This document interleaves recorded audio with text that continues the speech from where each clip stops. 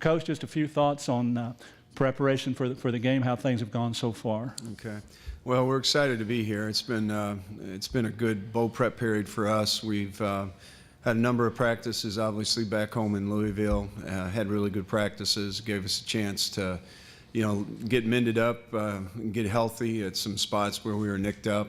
And once we got into what was our game plan prep, we've had really good practices, and we got down here, and we've had great hospitality, and it's been a good stay thus far. Questions for Louisville offensive coordinator Shawn Watson. You'll raise your hand, please. We'll start on the left side in the front row. Coach, looking at Florida's defense, why do you think they've been so successful against good quarterbacks? Well, they play, number one, they have great talent, all across the board, and they have depth besides talent. That tends to lead, to success, because what they do schematically is very good. I know that they highlight players. They've got, excellent players really in every level of the defense, first, second, and third level. So they play a style that really lends to, to really making you, they can really rush four guys. They don't have to put a lot of pressure on you because they're so good up front. And then they have lockdown people in the back end. Their safeties are good coverage players. Their linebackers can cover. So they have every piece defensively that you could ever want. Leslie, second row here. Go ahead. Just talk about Teddy Bridgewater and his versatility and things he challenges the defense with. Well, Teddy is, from day one, he's been a great student of the game. His understanding of the game, his anticipation, because he does understand what we're doing conceptually. I mean, he gets it. He understands football. It goes slow for him. So that enables him to play. He brings, he's a great decision maker. He can create in and out of the pocket. He's the best football player I've ever coached. I mean, he's a very talented young man. And he's got great character to go along with it. I mean, the Rutgers game is just, kind of what we know of Teddy, what his habit has been around our facility. That's just who he is. He always gives it up for his teammates, loves to play the game. There's no way he wasn't going to play in that Rutgers game. And real honestly, he was playing on one leg and with one arm. And he went out and had a heck of, played a great game for us. And he just wills himself to great moments. And I think he has great talent, but he has great character, and that's what I mean by that. He's just, he's a good decision maker. He's got arm talent, he's got leg talent, and he's got the character to go with it. And one other thing, just how critical has been recruiting the state of Florida for the Louisville program? It's been huge for us. Charlie, with his obviously with his background, a number of our assistant coaches are from and have experience in Florida recruiting. There's a lot of strong ties with our staff to the high school coaches and the whole that community of coaches down there. So it's been huge for us. I mean, we have 34 players that are from Florida, and those kids are the kids that have turned around our program. Go back to the left side. Yeah, Coach, can you talk, not all kids want to have the burden put on them that you guys put on Teddy. Can you just talk about how he's been able to accept that and do everything you've asked him to do? Yeah, he's, we put a lot on our quarterback. We run a pro-style offense, so he has to make a lot of decisions for us in every aspect of the game. He gets us in the right play at the line of scrimmage many times. He fixes our protection at the line of scrimmage. Plus, then he's making pass decisions, and he's a coach on the field, and it's remarkable. It's been remarkable for me because most of the time, I've been doing this 30 years and coaching this position for 20 of those 30, and I've never had a guy who, could do so much so early. He just has a high football intelligence, and that goes along with his competitiveness. I mean, Teddy he just wills himself. He sees himself succeeding at everything he does. So we put a lot of responsibility on him, and he's from day one he evolved. We really raised him last year through the season once he became a starter after the Kentucky game, and it was a process. I challenged him in the off season. When we went through our scheme evaluation in the winter, and I was pretty critical of his play, and I wanted to set a point with him that these are things, if you want to be a great quarterback, you have to do. And most of it's centered around managing the game. And that's where he's grown so much. And the thing that's awesome about Teddy is Teddy wants to be coached hard. He really challenges me as a coach. He wants to be coached hard. He wants to be a great player. He does not want me to be easy on him. He wants me to be tough on him. And he expects that out of me. So it's a great relationship. When you have a kid that wants to do that, who wants to chase excellence, you get a great player. And that's why he's become the player he's become. So we put a lot on him because of the style of our offense. His character, again, like I've said, is really what helps. He makes our world go. I mean, he does everything for us. I believe we had two on this side, and then we'll come back the other. Again, a reminder, if you will, please identify yourself and affiliation. Steve Andrews, WDRB in Louisville. Coach, with everything that Teddy did in that Rutgers game, there was a moment afterwards that was captured of you and him hugging outside the locker room. Can you share why that moment was so powerful for you and what you told him?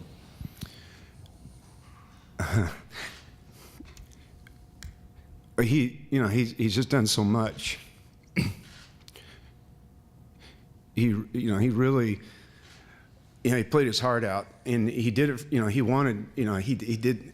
We went in that game, and I really, honestly, the way we no one really knows this. He had his first 7-on-7 before we got on a plane to take off, and we actually gave him a 7-on-7 so he could throw the base offense. He had thrown and shared reps with Will the day before in a red zone 7-on-7, and I just really, I didn't know that if he could play, if it would be the right thing to play him. And before the game, he's a coach. I can go. I can do this. If you need me, I can go. Because we went into that game thinking that we weren't going to be able to play him. We really did. I mean, if he, and there came a time when he just, after we had, I think it was our third series, he said, he got on the headset and said, "Coach, I can do this. I can go." So, when you got a guy that gives it up for his team, I mean, he gives it up.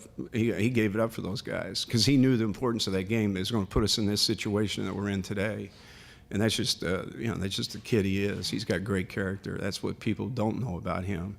And, that I just appreciate him. I do. We'll stay on the right side, second row. C.L. Brown, Louisville Courier-Journal. Shawn, I was wondering if you could does Matt Elam compare to anybody that you guys have played to this season? And is he one of those guys who as you're coming up to center, you have to account for him every play? Yeah, he's a great player. I've sat back and watched him play. Obviously we have every one of their games, and you see what a great player is, and you appreciate his style of play. He's a very physical player. He can cover. He embodies everything that that you want at a player at that position. So he's a guy that can impact a game. He can wreck a game for you. So we have to account for him. He's he's an excellent football player, and again, I think the staff there at Florida does a great job of using him. To put him in positions to execute for them. He's come up with several big plays, and as you watch him, he brings a lot to the table with his physical style. I mean, he does it all. I mean, he's a great player. Going back to the other side for a couple, front row. Mike Duraco, ESPN.com. What are some of the things that Charlie has done behind the scenes that kind of ensures that the program is going to be pointed in the right direction and is making the progress that it needs to make? Well, the thing that's beautiful about this, the situation we have, from Charlie all the way through our staff to our training staff, he really empowers all of us to have, we all are on the same page, and there's one voice in the program. And he sets the tone. He sets the tone for what we do. He's a disciplinarian.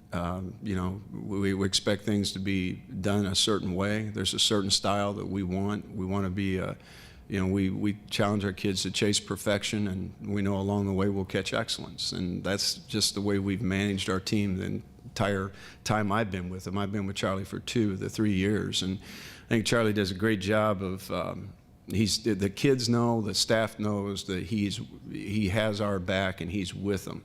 You know, and he sets a tone. You know, we expect excellence, and you know we've been chasing that, and the kids, if we've evolved, where we've come from. Like one point last year, we were 2-4, and we started playing younger kids, and Teddy was part of that group of kids that we started playing, and we just said, hey, we're gonna develop these kids, and then we had a really finished strong last season, and had the season we had this season. In terms of how, you know, we started and how we've ended, there's always bumps. Charlie's never changed. So he's always kept a consistent message out there, a consistent vision out there, and he's empowered all of us to do our jobs. I mean, that's, I think, his strength, is he has a lot of faith and trust in us, and, you know, we in him. You know, and there's one voice because of that. And I think then our kids are they know what to expect. There's not a mixed message. There's not what's going to be this way this day and another way another day. It's always the same. So when it's that way, you know, kids can grow, and you can develop not only players, but you can develop, most importantly, young men, because that's, you know, we're a young team. We're really a lot of sophomores right now playing. And those kids have grown up fairly fast for us, I think, because of the way Charlie's managed the program. He's been very consistent in his approach, very demanding in his approach, so the kids know what to expect. That decision to play those young guys, was that a hard decision? Was that just a pretty quick decision, pretty decisive? Well, you know, what happened is that group of kids came in as freshmen, and they started earning those positions. You know, you could see that they were becoming, you know, they were going to be the players, and they were, you know, going to unseat some of the upperclassmen. And there was a lot of competition on the field, which is what we wanted to create.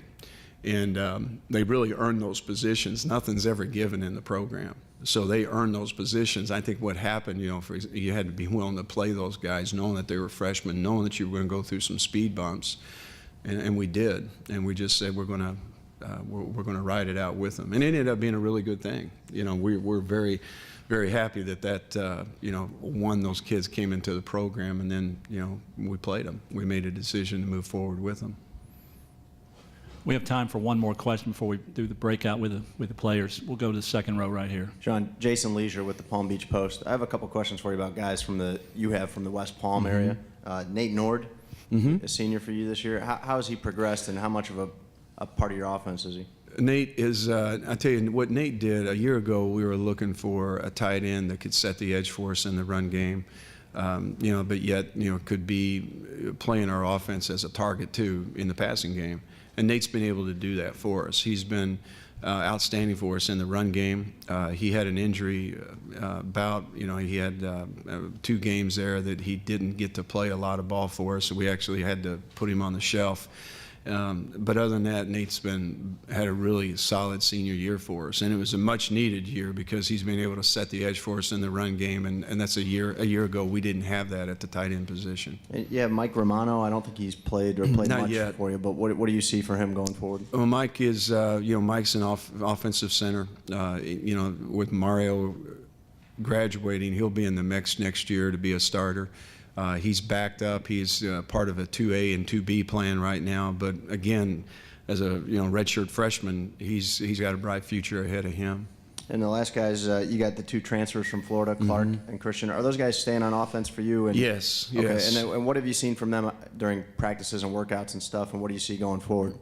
Both those kids are going to be great players. You know, Robert is going to play an inside slot for us, and he's got explosive speed and is a sure-handed catcher, and he's a tough guy too. I love what I see of him, and we've actually kept both of those. He and Gerald both a portion of our practice, so that we keep them developed and have them ready for in a year. We've kept them up, taught them the offense, and we have a 7-on-7 designed, and we put those guys in there. You know, we go good on good every day. And they've been a part of that, so that they have to develop and learn the offense. And both those guys, Gerald is going to be a great tight end. Gerald's a heck of a football player, and Robert is too. I mean, they just, you know, they have football in their blood, and you know, they play at a high level. Yes, they did. Thank you, everyone. That concludes our formal part of the press conference. Coach, if you'd stay up.